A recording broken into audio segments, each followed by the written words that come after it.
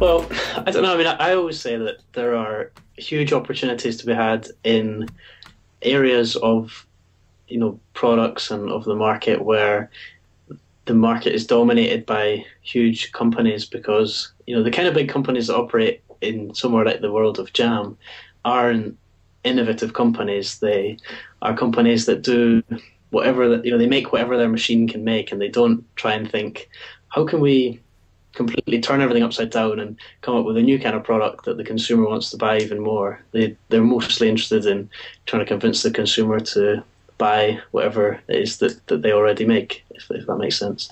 Um, and so because these huge companies aren't very innovative and they don't really come up with new ideas, in a business like jam, there was no new brand of jam launched for probably 30 years before Super Jam came along. And Oh, really? So they're all just old brands there.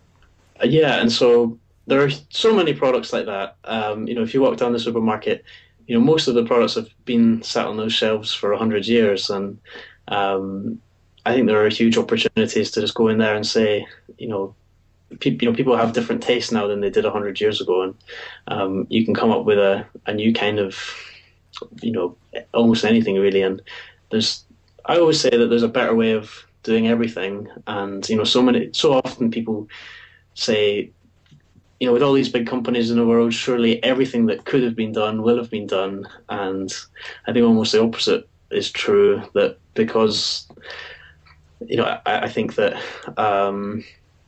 perhaps, everything is done, but, most things are done badly. I mean, how often do you buy something and you say, wow, that was the best customer service I ever had, the best price I ever paid, and, the best tasting jam or, whatever that I've ever had.